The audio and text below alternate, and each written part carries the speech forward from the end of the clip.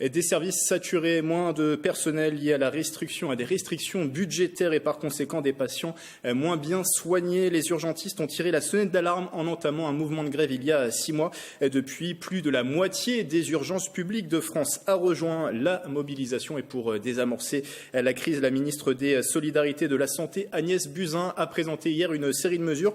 On débriefe ces annonces avec vous, Bernard Landais. Bonsoir. Bonsoir. Vous êtes le secrétaire Force ouvrière au centre hospitalier François Quesnay de Mantes-la-Jolie. Vous êtes également le secrétaire départemental adjoint de Force ouvrière. Avant de vous donner la parole, Nicolas Dandry, bonsoir. Bonsoir Grégory. De la rédaction de TV78, que faut-il retenir, Nicolas, de ces annonces de la ministre ? Eh bien, comme vous l'avez dit, c'est pour vraiment répondre à ce mouvement social que la ministre des Solidarités et de la Santé, Agnès Buzyn, a annoncé ce lundi 9 septembre lors d'une conférence de presse au ministère un pacte de refondation des urgences.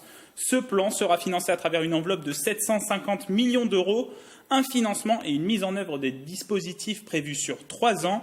Écoutez la ministre Agnès Buzyn.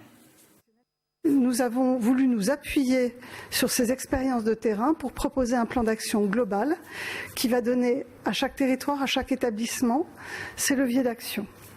Des expériences de terrain issues d'un rapport, c'est ce que dit la ministre. Ce plan se décline en 12 mesures, à la fois en amont et en aval des urgences. La principale annonce, c'est la mise en place du SAS, entendez service d'accès aux soins, un service d'appel ou de prise de contact en ligne auprès d'un professionnel de santé pour conseiller et orienter vers la structure de santé adaptée.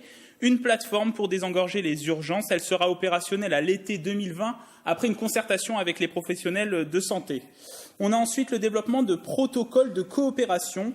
L'idée, c'est d'assurer la prise en charge de patients par des professionnels de santé qui ne sont pas médecins. C'est par exemple la prescription de médicaments ou des examens médicaux réalisés par des pharmaciens. On peut aussi prendre l'exemple d'une entorse à la cheville prise en charge par un kinésithérapeute au lieu d'aller aux urgences. Enfin, on prend l'exemple aussi des conditions de travail des personnels des urgences qui font l'objet de mesures spécifiques, c'est-à-dire l'optimisation de leur temps de travail, le renforcement de leurs compétences.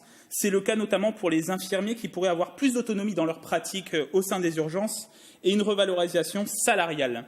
On peut aussi mentionner la construction de nouvelles maisons médicales de garde, le renforcement des consultations sans rendez-vous ou encore un parcours spécifique pour les urgences destinées aux personnes âgées, des mesures destinées à améliorer l'activité des urgences et à apaiser le conflit social.